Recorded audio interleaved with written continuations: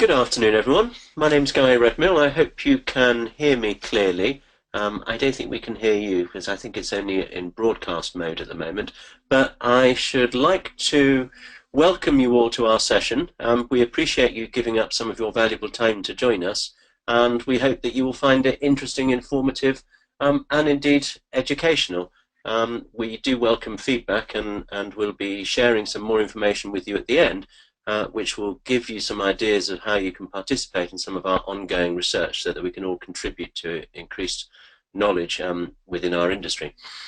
In any event, the topic is well known. We're going to be talking about how to profitably connect the unconnected, which is a pressing concern, not just in Africa, but in many regions around the world. And I'm delighted that our presenter here is Simon Pearson, who is the Business Development Director of WTL. He has led World Telecom Labs activities in Africa for more than 10 years, and he joined WTL originally in around 2000. He has considerable expertise and has spent a long time talking with a wide range of stakeholders, from NGOs to operators to investment trusts and charities.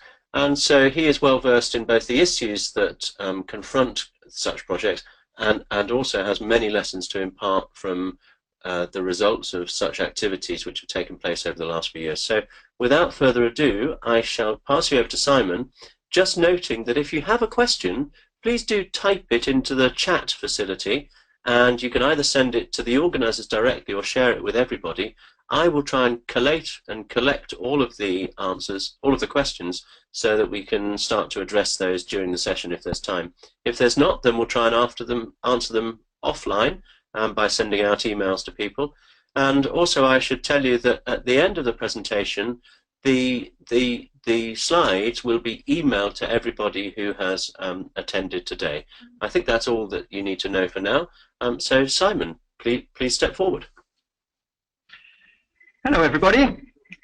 So thanks for attending. We've been really pleased and very touched by how many people wanted to participate and discuss this subject. So that's pleasing. That shows how much attention there is. Thanks to Guy for the introduction. Just another small thing, we will be recording this as well, so at some point we'll make the recording available as well, in case you missed bits or somebody who meant to attend wasn't able to. Okay, so our agenda, we want to talk a bit more broadly about this subject. I'll give you a very brief bit of introduction. Our company, World Telecom Labs, we're Brussels-based. We're a telecom equipment manufacturer. We've been supplying the telecom operator sector since '97. So we really have been around. We know this world very well. And we've been involved in the rural connectivity area for about last 5 years, a bit more perhaps. And in that time, we've learned an awful lot, and we've actually become quite passionate about this subject. We think it is very important, and we wanted to share some of what we've learned, because a lot of what we've learned is not actually that obvious. It's not what you first think when you go into the subject. So we'll have a look at how you create these kind of solutions. We have some ideas on partnership models that we think are very influential in the success of connecting the unconnected. And yeah, ROI is a key subject in this area, and we want to talk about that, and inevitably spectrum will come into that as well.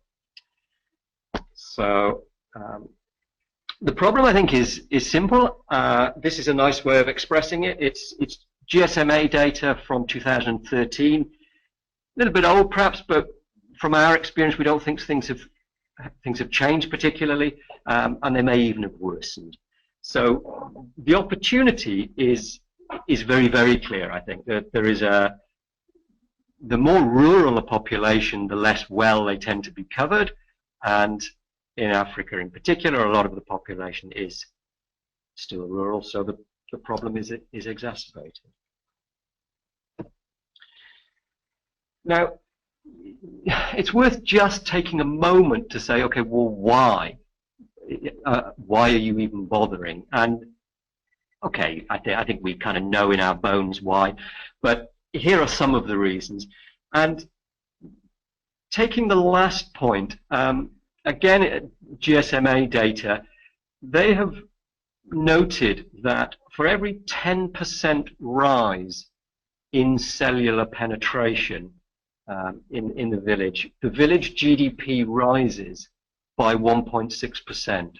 So that's quite an increase, quite a return on what you're doing. So that's a pretty immediate measure, let alone all the other ones of inclusion and education and so on.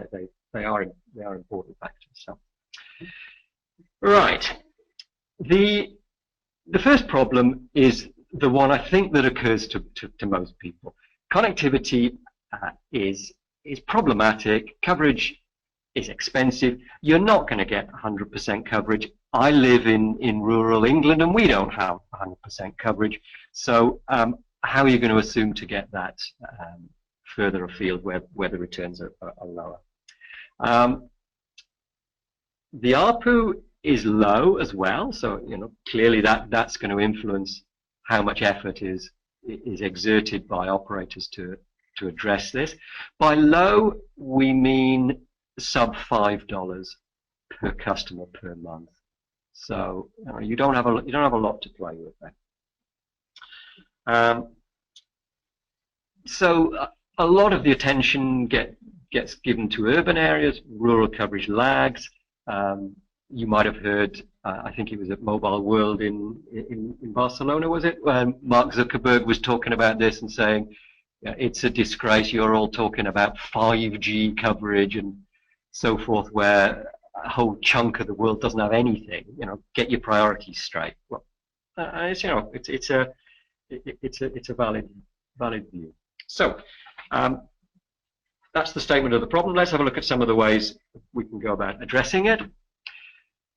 I say we started this quite a while ago, and one of our first efforts was a project in Morocco.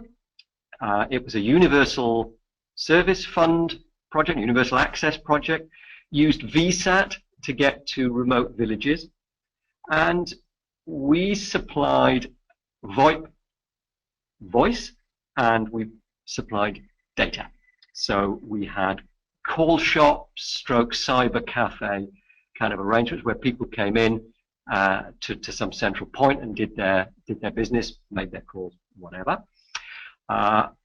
One of the reasons we got into it is because we have some particular technology for VoIP over satellite, which was extremely helpful in this case because it reduced the pressure on the VSAT, it reduced the bandwidth needed, brought costs down dramatically, made the whole thing more reasonable. So this went in and it was a success in the sense that technically everything worked. Our partner was paid by the Universal Service Fund, the USF, for the work they'd done. So the CapEx was all covered, an amount of OpEx was covered, but it never really took off.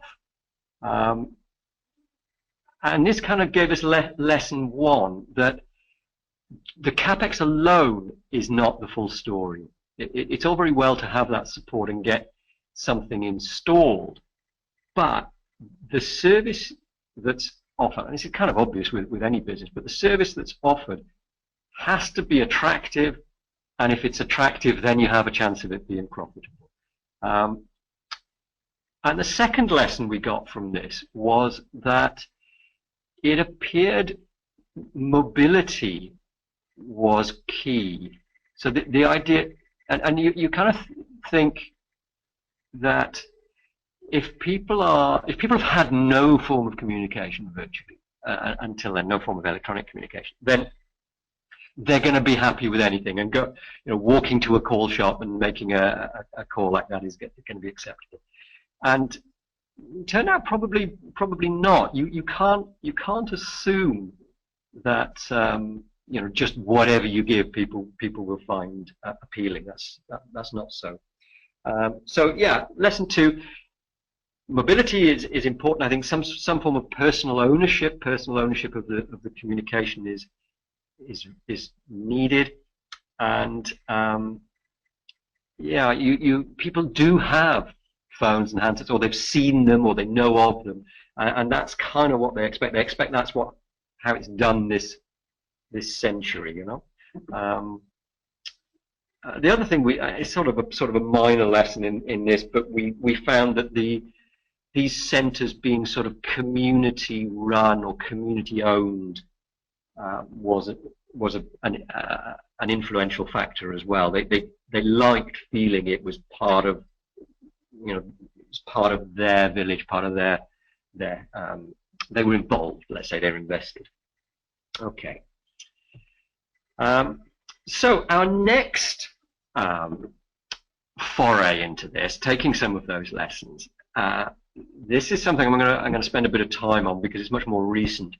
This was a project in rural Tanzania. It was with our partner Amotel, and some of the things we found from that. So the situation in Tanzania, pretty typical of what we've been talking about so far. Low penetration, low coverage, low ARPU. All right. As you would expect, there are existing mobile operators in the country. They bid for the licenses, they hold the spectrum, and that spectrum covers the whole country. And I mean the whole country in legal terms, in technical terms. But it practically does not reach the whole country. There are regions where the MNOs have never been. To the extent that, and of course it's hard to be precise about this, it appears there are more than 4,000 villages that are waiting to be connected. So, as you'd expect, it hasn't been done. It's not really happening, and the MNO is so distant from people in these villages that they may as well not exist. Turns out quite a lot of people do have devices, perhaps when they're traveling, or perhaps somebody's given it to them. But kind of bizarre. Why would they have them if they can't use them? But it happens. So the MNOs are not going to these places because they can't make money. And why should they? They're not charities. They have some sort of coverage obligation. But as I say, they are not charities. They have to please their shareholders. They have to run their businesses. So we class this second problem as regulatory, or we could just call it spectrum, okay? Because the spectrum exists, people have paid for it, they quite jealously guard it, it's not available for others, yet they don't want to use it in the places that we might wish they would. So problem 3, I guess, is one that you would guess. In order to make these business cases run, in order to get an ROI, you need a low capex, because you can't rely on the Universal Service Fund to always fund this in every place. And even if they would, they haven't got unlimited money to throw around. It has to be scalable. You have to be able to install these things easily. You have to be able to expand them if they take off. And you need to be able to replicate it in village after village after village. I mean, 4,000 villages, if you take that as a benchmark, that's an awful lot of installations to do. You've got to have that very readily done, very easily done. Okay, low OPEX, absolutely key, and as I showed earlier, frequently overlooked, I think. OPEX in this context, backhaul, which will frequently be satellite. We do a lot of work in that area to optimize that and keep that to a minimum. And power, this sometimes gets a bit overlooked. Of course, a lot of these places are genuinely off-grid, or their supply is so unreliable they might as well be. And you'll find that people are spending a fortune on diesel for the generator to keep the thing going. Well, that's not sustainable. You can't do that indefinitely. And you've got to, so those combine to be problem 3, which is really, we could class as sustainability. So what happened here, the solution that we provided, the solution that Amotel came to, which involved us, they became an MVNO using someone else's mobile core call termination, and really critically, somebody else's licensed spectrum. Okay, and I'll come back to this a bit more length in a moment. I'm just setting the scene of how they overcame this. They got funding from the Universal Service Fund to get started, and they managed to find a cost-effective, scalable solution for their network, for their remote site. And guess where they found that? They came to World Telecom Labs, and we supplied them with this small cell technology, optimized backhaul, soft switching, to an extent in the village, but also at a central point. And then a turnkey OSS, BSS system, so that they could create subscribers, manage the billing, run prepaid, all of that kind of thing. So this solution we call Vivada, Village Voice and Data. I'm not going to spend an age going through it and telling you how fantastic it is. That's not really meant to be totally the point of this presentation. You can come back later and I will tell you at length if you like. But it's just to point out, we use the satellite for backhaul. We do an optimization on that to keep the cost there to a minimum. We keep the tower pretty small. We keep the power used there very low, so that you can even use solar to run this, so you don't have to be worrying about diesel for the generator all the time. And we have a nice web-based online billing and management, and that's sort of multi-level, so you can have resellers in the villages or resellers per region or something like that. So that's how, from a technology point of view, we addressed it. And we made it affordable. We realized, from the lessons we'd learned earlier, that was absolutely critical. We reckon about $50,000 per site all in. And by that I mean the passive components, tower, power, security, what else? Anyway, the passive elements plus the active elements that I just showed you on the previous diagram. Amotel were able to get USF to fund the proof of concept phase, so that was, without too much risk, they were able to go into that and show that it worked, and show all sorts of stakeholders, potential investors, all those sort of people what was happening. The partner was local operator TTCL. They agreed to share their spectrum, and that was absolutely critical for it to go. And we were also able to get some to jump onto some fiber at the nearest town for the backhaul. So that was unexpected but helpful. So the POC covered 3 villages. That's been a complete success, I'm delighted to say. So from there, the target is to get 50 villages covered in the first 6 months of next year, of 2017. And then the ambitious target is to go to 500 in the following 2 years. The ARPU is low, $2.5 a month. We expect that to increase as people get used to it and word spreads. And the target is to grow the subscriber base to something in the region of 500,000 in the next 2 years. So it's solar, as I said, solar friendly to keep the power down, and we've dramatically reduced the satellite backhaul to get the OpEx down. So here it is. It's in northeast Tanzania, near the Kenyan border. The specific villages are there, and down in the bottom left there, near the lake, that's the nearest town where we go back to that, and from there you get onto the fibre and go to the rest of the country. Okay, one of the findings here, we were delighted with the performance of the radio. It's very hilly terrain in the villages, and we were getting very good range for the for coverage, which we were pleased about. Okay, now this is something I wanted to spend a little bit of time on. Lesson 3.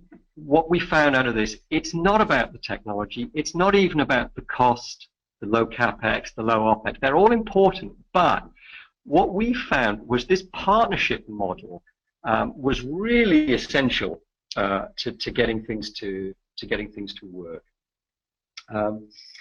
So the nearest thing I can say, it's a rural MVNO. So it allows the MNO to capitalize on their unused spectrum. You know, it's just sitting there. They have no real intention of using it in the rural area, no matter what they say. It's just doesn't work for them economically. Allows MVNO, for example, to take advantage of the existing numbering plan. Benefit from the MNO's point of view. I mean, a lot of the benefits you could get to quite quickly if you think about it. The MNO extends their coverage because, don't forget, they still get the call traffic that is generated by this MVNO, but they needed no investment, no risk in order to get it, and they get the credit, if you like, for having covered some of their rural obligation. So the MVNO takes all the risks, but and because they're set up specifically for this purpose, they can potentially tap into specific forms of funding, maybe grant aid. There are sort of beneficial or social-minded investors who want to invest specifically in something like this, but perhaps wouldn't want to invest in a full-blown mobile operator. Because just to take a name, if you invested in MTN, how would you know the money was going into MTN's rural efforts? For the sake of argument.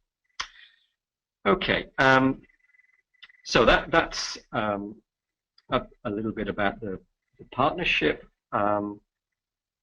So this is kind of looking again and restating slightly the benefits for the MNO. So I'm gonna skip that for a moment. From the MVNO. Okay, I mean, the second point is it's hard to complain about them getting a monopoly if they're the only people who can be bothered to go and address this market. But you know, it gives them a degree of exclusivity, perhaps that's a better way of putting it. And of course, they don't have the huge spectrum licensing costs. They don't have to go to a spectrum auction and pay tens of millions of dollars, because if they did, obviously the whole thing would fall apart. There isn't the ROI to support that. My last but one point here, you get the chance as a rural operator, a rural MVNO, to tailor your services specifically for your audience, and that's something that may not happen otherwise. You know, choose MTN just because they're in my mind, but if you choose them, they obviously are going to frame a set of services and pricing and so forth for the population in general, rather than the rural folk in particular. So so you know, it may well not suit the whole group. Okay, now looking at spectrum more generally. I mean, this is kind of my problem too, my regulatory problem. I think you'd have to say spectrum is a national asset. And if it's not being used properly, if somebody's just sort of monopolizing it, squatting on it, and not using it for the benefit of the whole country, then I think that is an issue, and it's one that needs to be addressed. Okay, I understand why MNOs may not want to invest and place cells and give coverage all over the country, but I don't think they can hold back on that and then not share the spectrum. That's kind of unfair. You know, you can't hold it and not use it. So what we've proposed is, this is, we call it an evolved MVNO model, because I suppose technically an MVNO, mobile virtual network operator, does not have equipment. Typically, they don't have their own infrastructure. Whereas the case I'm describing, they do have their own infrastructure. They do. They own radios. They own backhaul. So they have invested. So we've toyed with this idea, an MMNO, a micro mobile network operator. So in a sense, they're comparable with an MNO. Just they don't own the spectrum, and the scale is different. So that's that. We will try and get that term adopted. Now, returning to Amatel specifically, and some of the results, some of the points we learned. As soon as these networks were switched on, there was immediate high demand, and that wasn't really what we expected. So people just started turning up with devices. We assumed there would be a lag. We assumed they'd have to go and save up for one, or I don't know, ask their relatives in the towns to get them one or something like that. But no, the devices were already present. They were just waiting for service. So that's kind of odd. We didn't predict that. So there really were queues round the block for people to get the SIMs, and honestly, the SIMs ran out. So that was that's something to be warned of for the future. Right.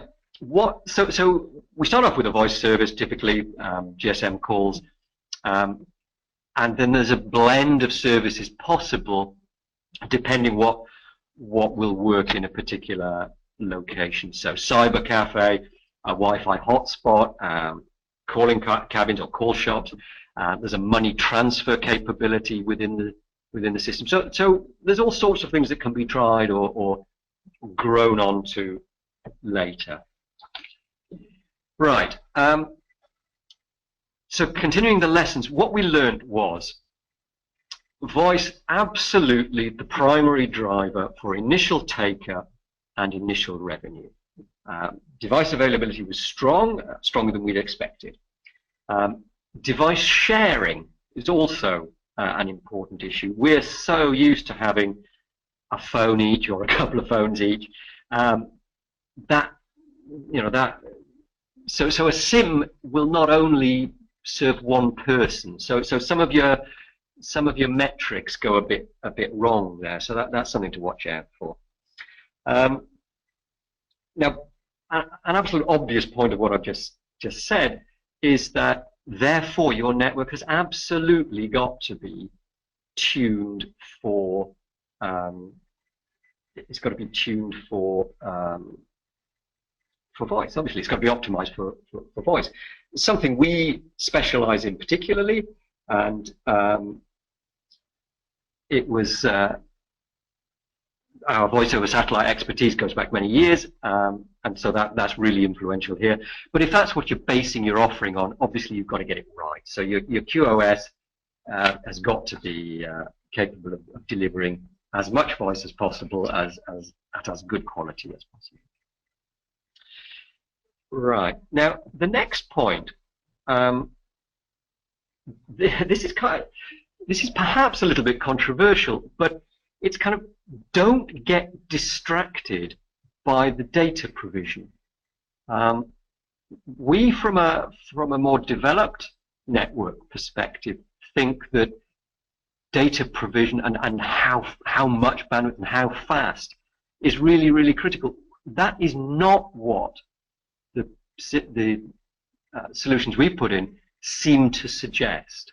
So I would really urge you, get the voice part right, and it is absolutely acceptable to have the data part to follow.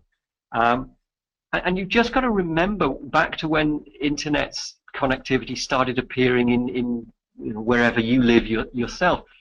There's a whole load of people who say, well, what do I want that for? Well, there's no use there. Also, don't forget, whilst they may have 2G phones that somebody's given them, they will not have an iPad just waiting to be connected to the Wi-Fi. So the device availability is really, really influential there. And you just, yeah, it's not obvious that as soon as the data feed is switched on, people will start to use it. So people need to be educated to understand the benefits, and I think we need to research what matters in a particular location. And it may be that different portals or apps that provide information for a particular context, for a particular location. That's not my field of expertise. I can't tell you what will work where. Could be schools and education drive it, could be agricultural, could be entertainment. I don't know. That's for service providers to advise me, not for the equipment vendor to tell them. Okay, so that's coming towards the end of what I wanted to share with you. They were slightly, as I say, some of the lessons were slightly unexpected. We don't think we know the full story by any means. We've been exposed to an awful lot of projects and an awful lot of locations, but we're always interested in learning more. So we have an online survey which we'll mail out the link to that after this webinar. And please, the more responses we get to that, the more meaningful the results will be. And of course, we'll then share the results with you after we've collated that. And if it helps to motivate you to fill out the survey, there is a prize draw for all those that complete it. So please, and pass it on, get other people to fill it out. That would be really, really helpful. Thank you. So just a little bit for the last few minutes, just a little bit about us. So the Vivada solution that I've been talking about, that's our village voice and data. It's small cell radio access, typically satellite modem for the backhaul. We provide the billing and provisioning, or we can link to an existing mobile operator to link into their existing systems to do that if you want to do it that way. We do the central site piece, the interconnect with the existing operators. We have a migration towards 4G LTE as well. We're long-term experts on VoIP, so of course the VoIP calling over a 4G network is just the sort of thing we would do.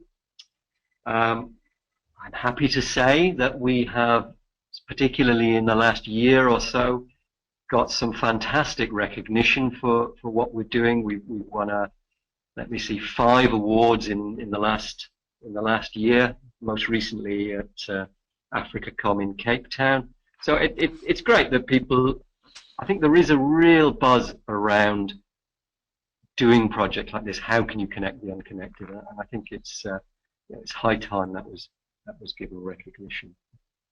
Okay, that's not all we do. We do a whole variety of other things in Africa and around the world. We have some, at the complete other end of the scale, we have some very large wholesale voice switching and SMS hub kind of projects that have gone on.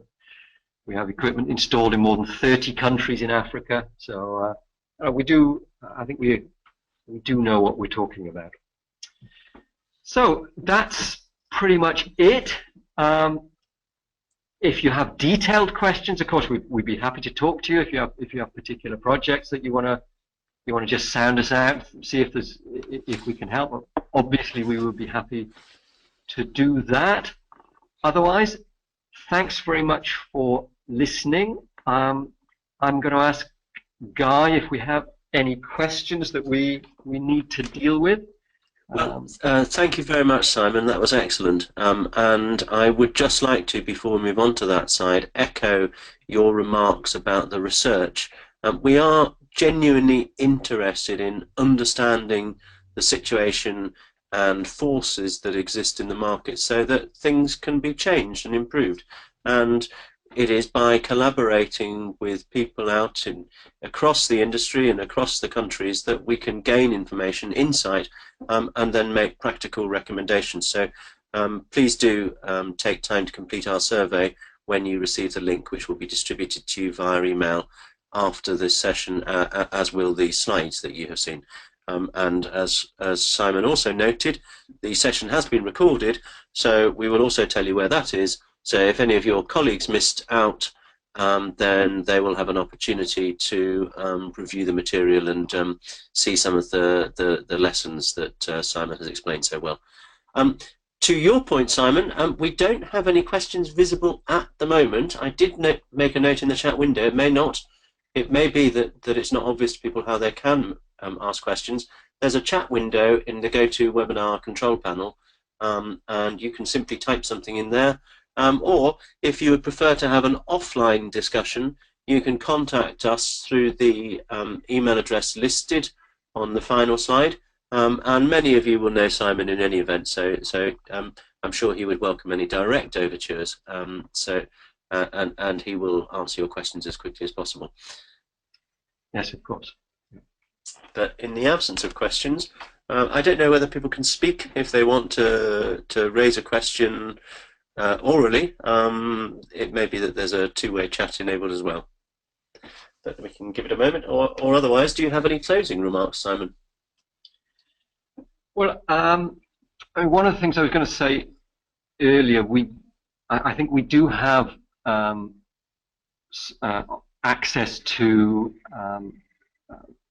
Fratelline, who is one of the leading people in the Amotel organization in Tanzania that I was talking about earlier. We can, perhaps pick his brain if anybody has any questions there. Otherwise, I mean, I think the couple of real important points that I want to air from this, this whole partnership model. I think we should sort of stop blaming MNOs for not getting into the rural parts of their country. As I said earlier, they're not set up to be charities, and I think this idea that they have a role to play, perhaps by sharing spectrum in certain areas, and I understand that has to be done carefully because it's a valuable asset they have, but it's an asset that's doing nothing at the moment. It's earning them nothing, and we've got a lot of support when we've sat people down and discussed this. Sometimes in private, that of course they went into this business wanting to connect as many people as possible. So generally there's a lot of goodwill and support for this. So I think it's a very fruitful direction, and I hope that it's something that it may not necessarily benefit me and WTL directly, but I do hope it's something that gets taken up and used more widely. Yes, and this has really garnered considerable attention, not just in visibly through the awards that WTL has won, but rather across the industry. It's a topic that is resonating, that is drawing the attention of people from all countries, and it's something that really needs to be addressed because the benefits are clear and have been clear for a long time. But what you have articulated is a new approach that can be done in a profitable way while still delivering on development goals, and I think that's a key takeaway for me from the insights that you shared, Simon. Exactly. I think that's really what I would say. So thank you, everybody. Yes. Thank you for joining us and giving up some of your valuable time. I don't think there are any questions, so we can stick to our allotted time and request that anybody who has participated, should they wish to know more, should they have a doubt or a question they want to discuss, then do please get in touch. Thanks very much. Bye-bye.